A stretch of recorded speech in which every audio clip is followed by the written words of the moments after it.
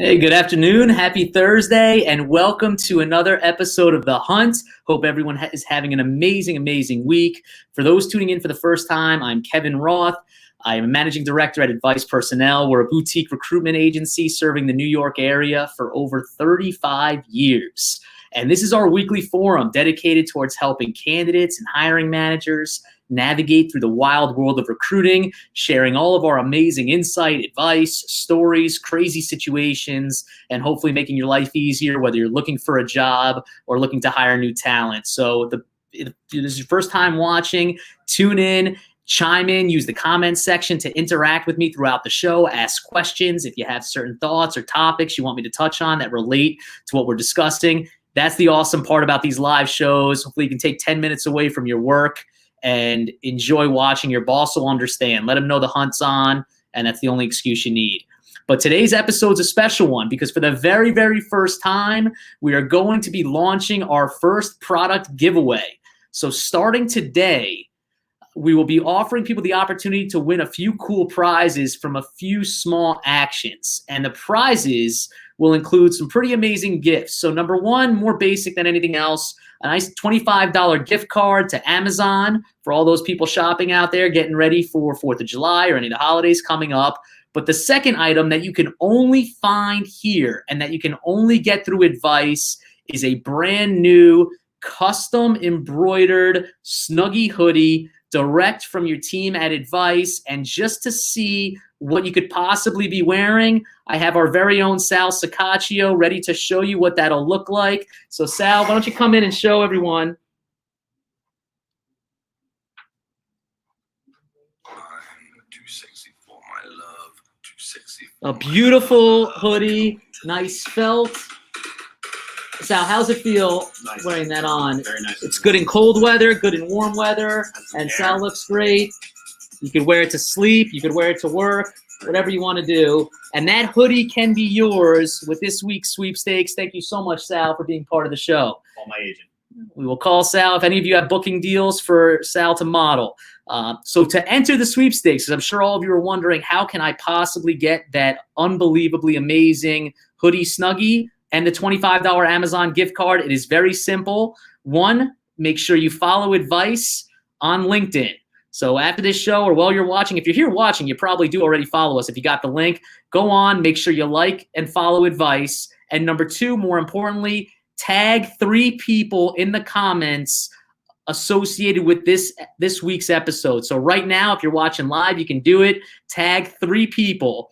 And for anybody that does that, if you follow Advice, tag 3 people in the comments, that'll be worth 1 entry. And we'll be giving a bonus entry if any of the people you tag happen to follow Advice after being tagged in those comments. So we'll announce the winner next week, but we'll have some fun with it. $25 Amazon gift card and that beautiful hoodie Snuggie from our very own Sal Sacaccio. But on to this week's episode. So today we're going to be talking about a really important topic, and that's starting off strong. Really starting off a job on the right foot and making sure you're getting off on the right tangent with all of your colleagues, coworkers, and employees. We see a lot of people that don't recognize within the first 2 to 3 weeks of a new job, your boss, your team, your company, they're already making that impression about how good of a hire did we make. Have we done a good job picking the right person, or did we make a mistake? A lot of that's starting to materialize within the first 2 to 3 weeks. The good news for you is if you're out there and you're starting a new job, you have a lot of control over how you want to be perceived in that time period. And that's what we're going to talk about today is how do you set yourself up for success in the eyes of your teammates, your colleagues, your coworkers, and yourself in feeling like you're getting off on the right foot with a new position. So if anyone out there is about to start a new position, you're thinking about, you're nervous, you're wondering what you should do, what you shouldn't do, how you could get off on the right start, use the comment box, throw your questions in throughout the show, and I'll be happy to touch on those specific scenarios as we go along. But in terms of how to approach this, you could really break it down into the stages of stepping into this new role, and it all starts with what I would call the pregame. So before you even get started, you have the chance to influence how you're going to ultimately be perceived. I always like to use analogies in these segments, and if you think about, let's say you're ramping up for a big date. You've been waiting to go on this date for weeks. You're nervous. You're not sure how it's going to go. You're a little worried, and you don't know if it's going to be good or not. And then you get a text from that person a couple days beforehand saying, can't wait, really looking forward to it. That text in itself sets such a cool tone and will really ease the pressure, make you go into that date a little more excited. So the same concept holds true when starting work. Too many people and candidates leave the burden on the company. They'll reach out to me with onboarding documents or anything like that, but I'll just come in fresh on my first day. That's nervous. You might not have talked to the people in 2 weeks. Everyone's been kind of anticipating, waiting for you to get there. The expectations are high. Everyone can't wait for this to happen. And then you just show up. Instead, within 1 week of your start date, send a message to the hiring manager and ask them a few things. Number one, reinforce that you can't wait to come on board. You're excited to be there. And number two, ask them if there's anything you can do to give yourself a quicker start, materials you can start researching or looking up, things you could start looking into, projects you could start racking your mind about, anything that you can do to set yourself up for a quicker path in onboarding. If you can do those two things or include those two things in a message, you are ahead of 90% of the people out there that start a new position. And believe me, that'll amp up the enthusiasm, the expectation, but in a very comfortable, positive way. So step one, it starts before you even walk through the door or log on to Zoom in today's day and age, and send that message out a week beforehand to someone on that team, your boss who you're going to be reporting into, to reinforce your excitement, number one. And number two, more importantly, ask if there's anything you could do to get the ball rolling quicker. Show that sense of enthusiasm and proactivity, and you'll be ahead of the game right before you even get in the door. So number two is, once you do get in on board and get started, then you want to set the right first impression. And it's so critical, as I mentioned earlier, within the first couple of weeks, they're thinking about, did we make the right choice? Did we not? They're falling short. And it's almost like being in a bad movie, right? Like the movie, you can tell from the first 5 minutes if it's going to be good or not. And you make your decision up in the first 5 minutes. You might still sit through the movie, but you're probably going to be on your phone half the time and not truly give it the right level of attention. It might end up being a great movie, but if those first 5-10 minutes are terrible, a lot of us kind of check out on the rest and have already kind of made up our mind.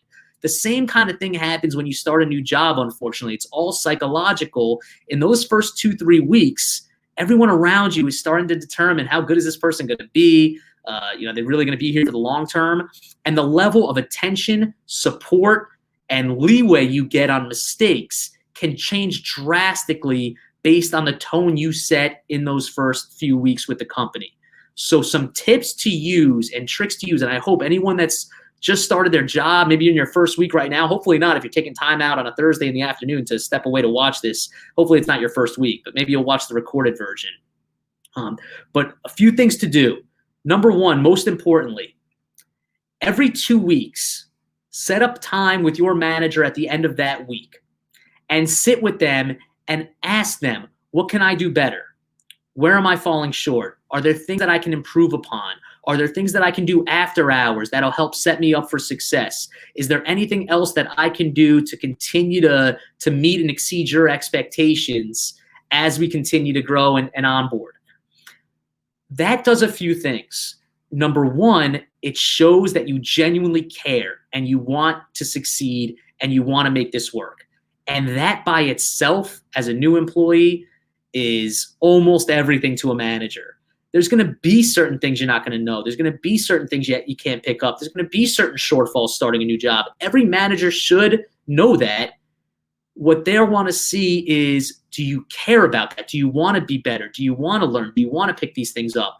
So every 2 weeks for the first 2 months, set up that time, debrief, regroup, and show that initiative. Don't wait for your manager to have to come to you with feedback. Manage upward, be proactive, and I promise you'll never get blindsided finding out a month in that you're failing if you've been taking the action of having those conversations every 2 weeks. So that's the big thing, and really maintain that communication throughout.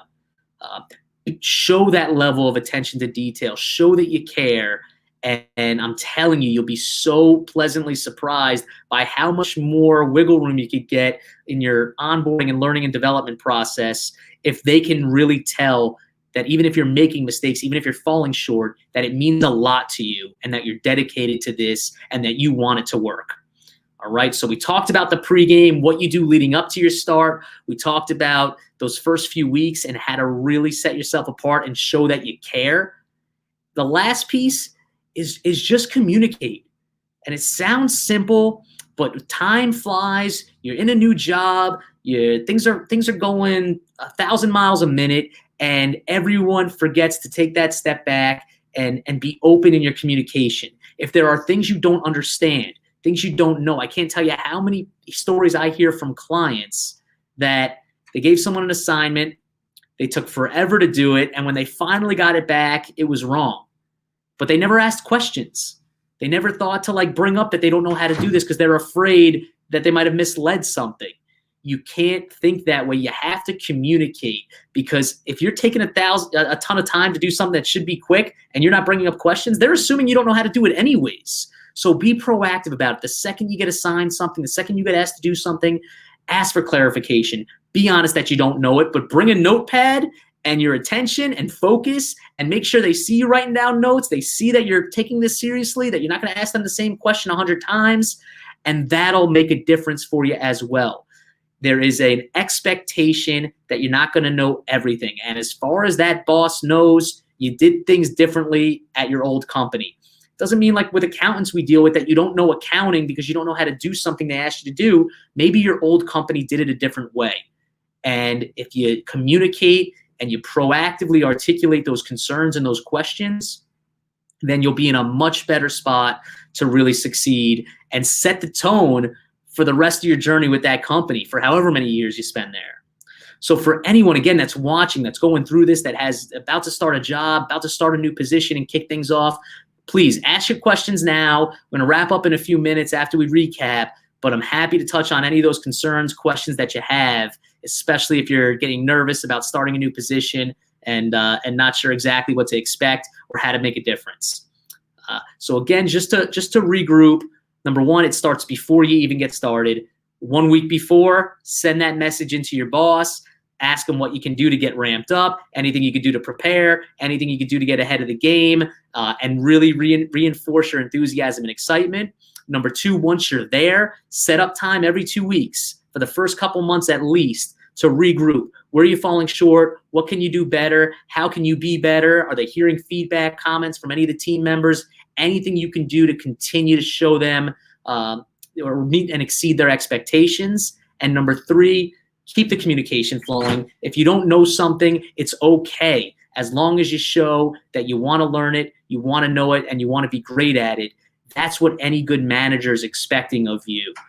They're going to know that you haven't done everything. They're going to know that things could have been done a certain way. That doesn't mean you're failing. That doesn't mean you misled anybody. So as long as you keep that communication flowing and showing that you care, you're setting yourself up for a very successful journey with whatever company you're joining, and keep that level of proactivity going. All right, so I really hope this helps. I hate hearing in 2-3 weeks in when companies find that someone's failing and the candidate doesn't seem to care, they don't seem to be into it. That is most of the situations that we encounter. Take these steps, use them to your advantage, and you'll be so much happier, more successful, and more comfortable in whatever position you're pursuing. All right, so I hope everyone really took some value out of this episode of The Hunt. Share it with any friends that you know are going through this, are about to start a job, or have had trouble kicking off jobs in the past, or are nervous about it. Hopefully we could spread the word and have everyone that much happier and successful going forward in new positions.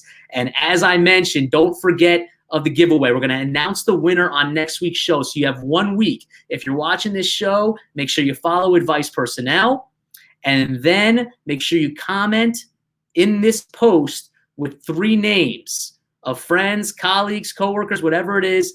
3 people comment in there. That'll earn you your entry in the sweepstakes.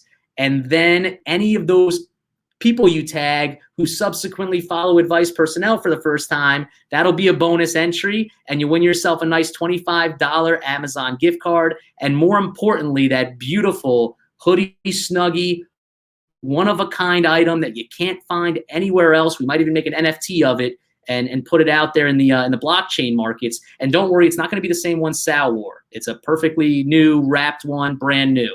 All right, so I hope everyone enjoyed the rest of the show. And again, share this with any friends that are starting new jobs. Hopefully we can help get everyone off to a good start. Hope everyone enjoys the rest of the week. Have a great weekend. I wish everyone a good Juneteenth. And hopefully we'll be back next week with a brand new episode to announce the winner of our very first giveaway. So take care. Thanks again for watching The Hunt.